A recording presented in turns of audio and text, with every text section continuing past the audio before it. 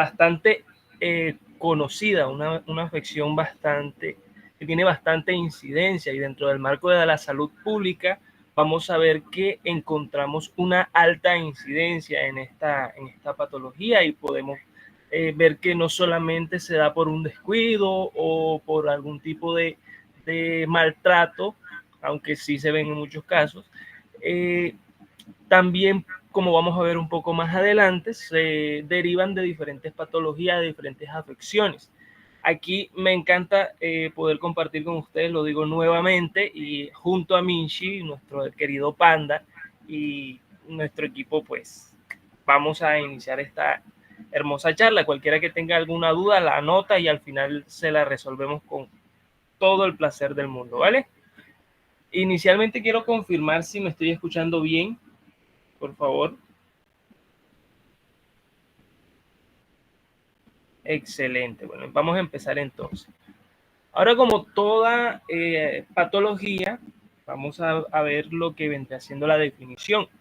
Y no es más que una falla o una insuficiencia multiorgánica ocasionada por la mala ingesta o por algún tipo de obstrucción, o, bueno, no obstrucción, sino mal funcionamiento a nivel gastrointestinal, ya sea por la disminución de ingesta de proteínas, de carbohidratos, ya sea de forma abrupta o simplemente de una forma crónica, como puede ser el caso de algunos pacienticos que con el tiempo, lastimosamente, los pacienticos que son habitantes de calle, y no solamente los niños, sino también aquellos adultos mayores, los cuales están a cuidados de otras personas y no podemos controlar básicamente que la ingesta de proteico calórica sea óptima para ellos. Entonces ellos van a tener una falla multiorgánica ocasionada por esta disminución o esta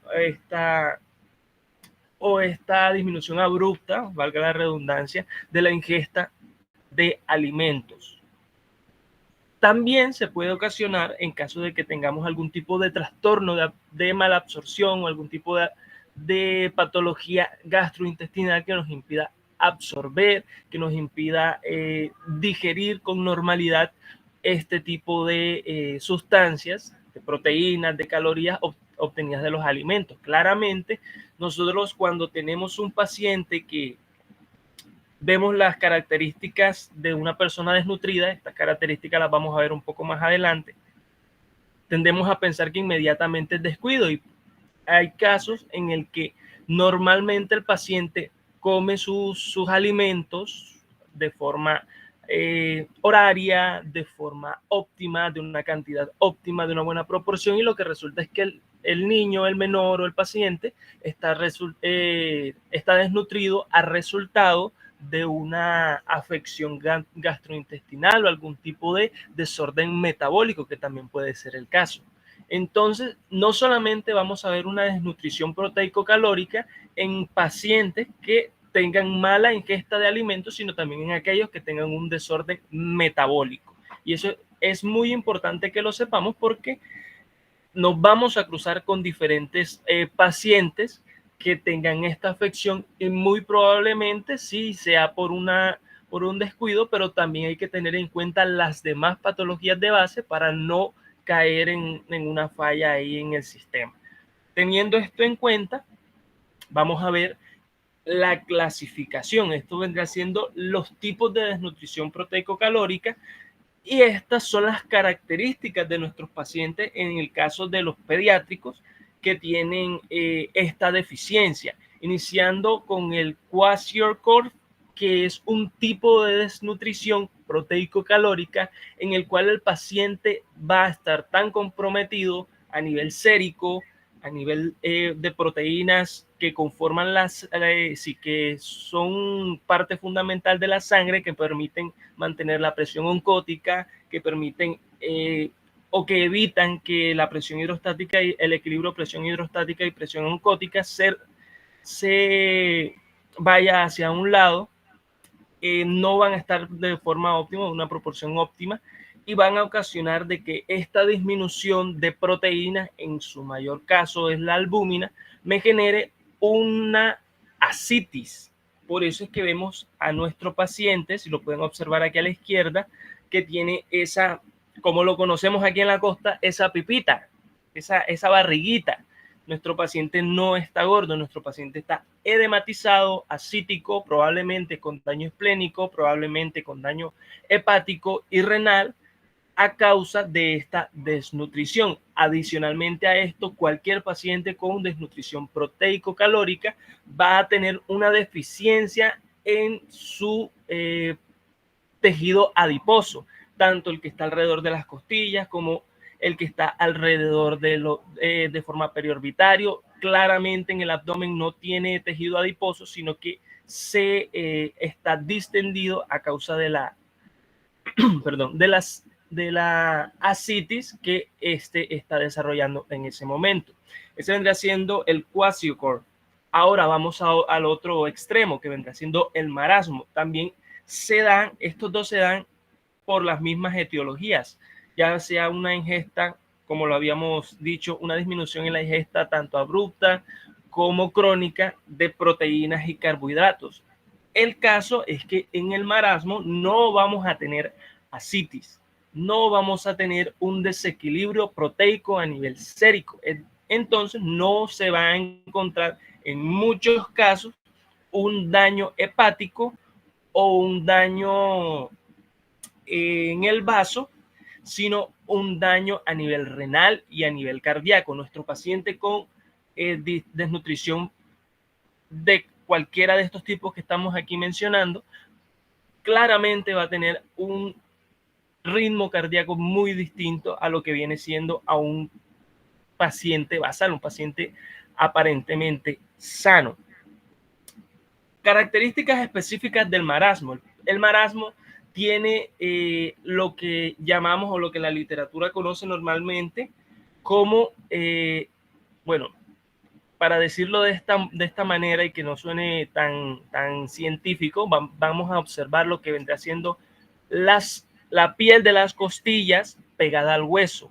Es decir, se va a ver como si los componentes de las costillas, de la caja torácica solamente fuera piel y huesos. Se van a ver así como un rallador, para que lo asemejemos de esta forma. El paciente se va a ver sumamente delgado, va a tener una menor proporción de tejido adiposo y va a tener normalmente exoftalmos, no porque tenga hipertiroidismo, sino porque las bolsas de tejido adiposo que están a nivel periorbitario van a desaparecer, puesto que no tenemos tejido adiposo. Y ahora nos vamos a el extremo. Hay un estadio de desnutrición, el cual se llama quasiocor marásmico.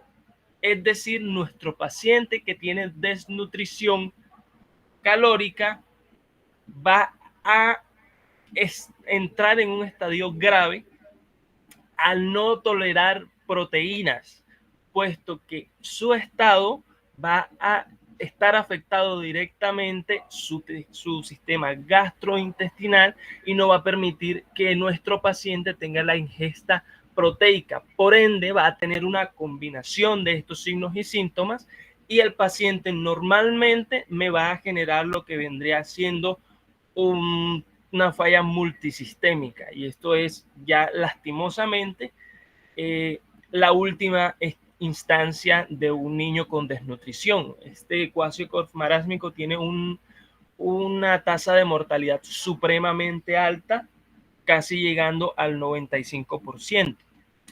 Ahora, teniendo esto en cuenta, vamos a hablar un poco más de cada una. Esta en especial, como lo pueden observar, parece un paciente adulto, es un paciente niño, pero tiene una fase como un paciente adulto cirrótico. ¿Por qué les digo esto? Porque el paciente está supremamente distendido y tiene una edematización a nivel abdominal que genera que el paciente se vea como si estuviese embarazado, puesto la cantidad de líquido me va a generar esta distensión. Tanto así que, como pueden ver, el estómago no, el ombligo del niño está protruido. la presión intraabdominal es sumamente alta. Además, vamos a ver que nuestro paciente, por el desequilibrio proteico a nivel sérico, va a tener edema periférico, edema periorbitario, va a tener edema distal, va a tener edema central. Nuestro paciente se va a edematizar. Esto también, a su vez, la citis va a generar lo que vendrá siendo una debilidad en los músculos abdominales, hay una distensión intestinal y hay una hepatomegalia, puesto que hay una congestión en el retorno venoso hacia el corazón, que se da por la vena porta hacia el hígado y posteriormente hacia el corazón. Ahora vemos el marasmo. El marasmo, nuestros pacientes con marasmo, como pueden observar aquí en esta foto, no presentan la distensión abdominal.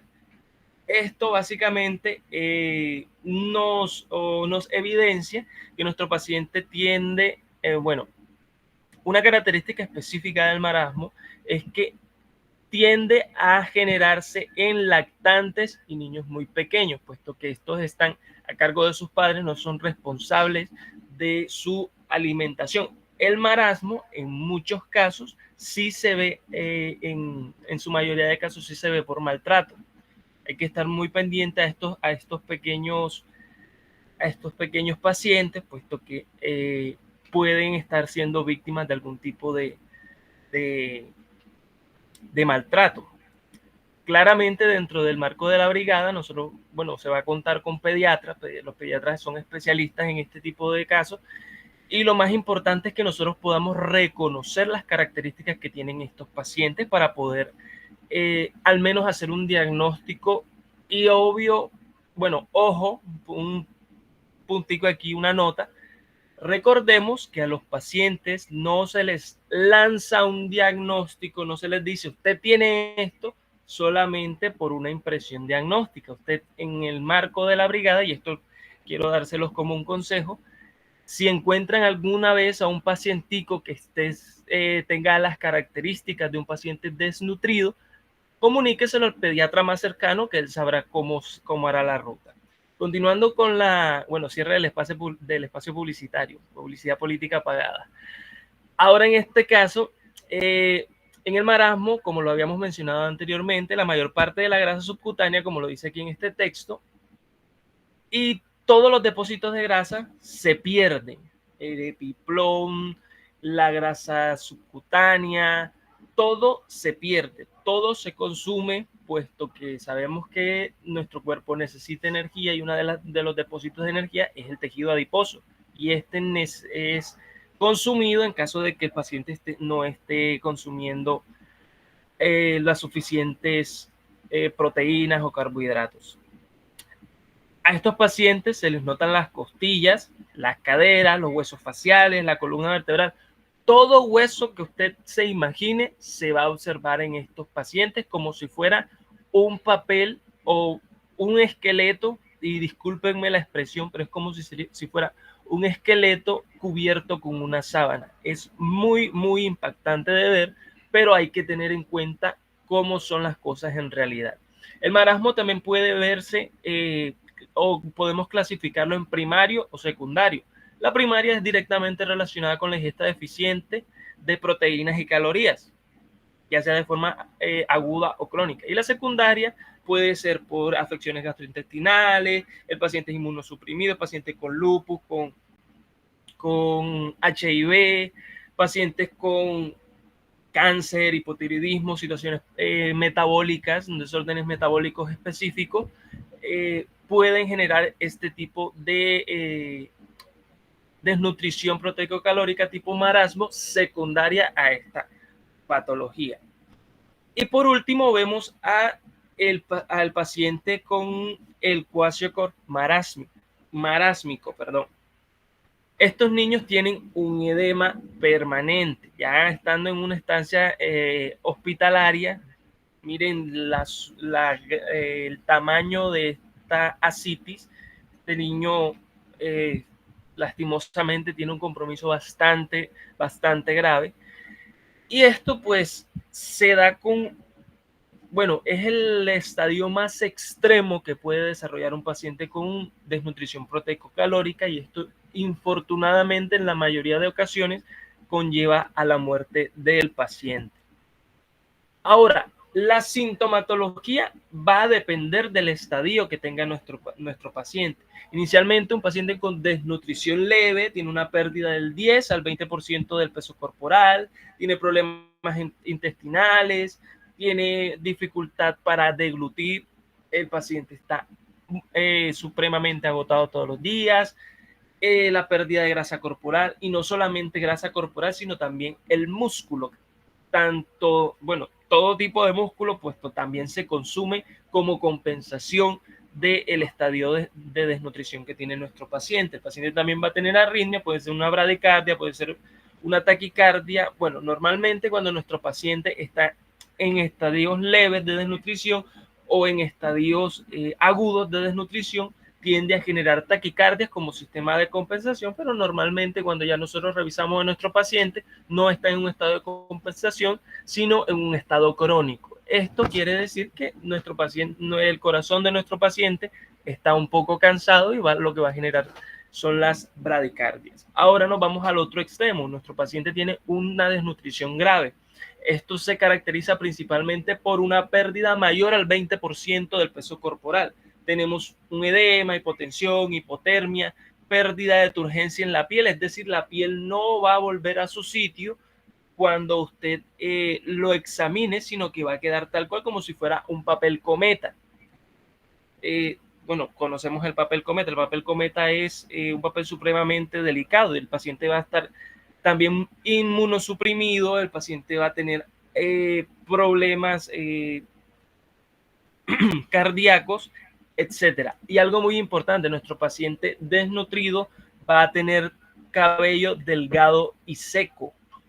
Esté pendiente al cabello de sus pacientes. Hay unas veces, y esto me lo ha dado la experiencia en algunas brigadas, eh, nuestro paciente es un paciente que normalmente su tez no combina con su cabello.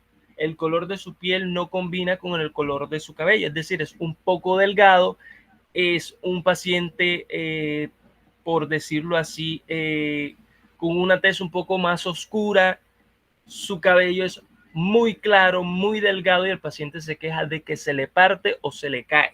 Esto, o bueno, en el caso de los niños, la mamá se queja de que se cae o se parte el cabello. Tengamos muy en cuenta el cabello de nuestros pacientes en el contexto de la desnutrición. Ahora, el diagnóstico se hace inmediatamente cuando usted examina al paciente.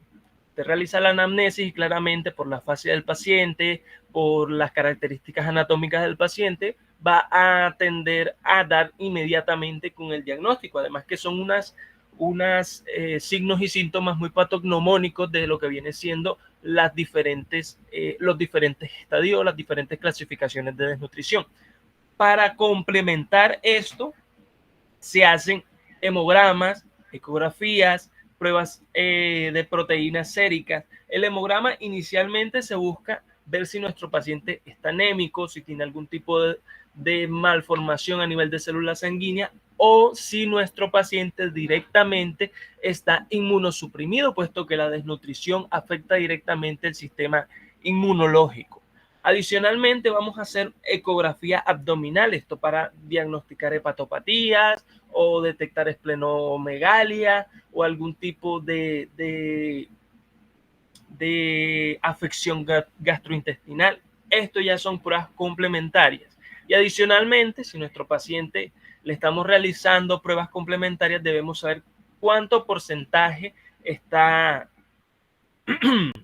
teniendo nuestro paciente de proteínas séricas. Adicionalmente, de hacer dentro del hospital una prueba que se llama índice de gasa, que nos va a dar el nivel o la cantidad de albúmina que hay en el líquido acítico en el caso de los cuashiorkor, o comparado con la cantidad de albúmina que hay en sangre.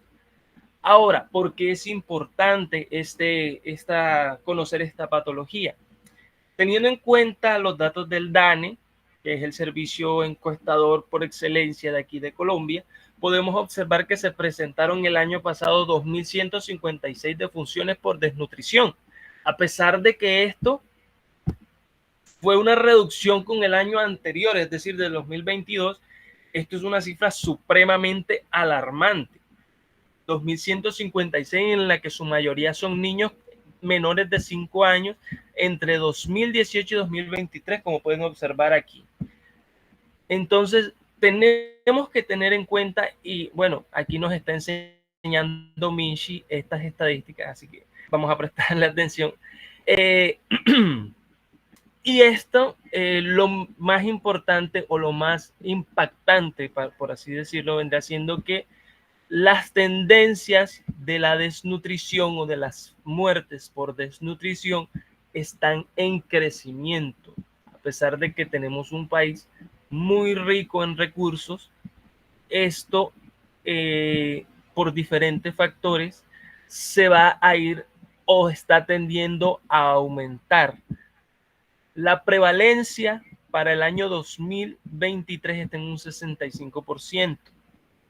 En menores de 100, en menores de 5 años por cada 100 habitantes, está en 0.6 el índice. O sea, es supremamente alto. Entonces es necesario conocer cuáles son las características para poder diagnosticar a nuestro paciente y hacer un tratamiento oportuno y evitar que su descompensación lleve a su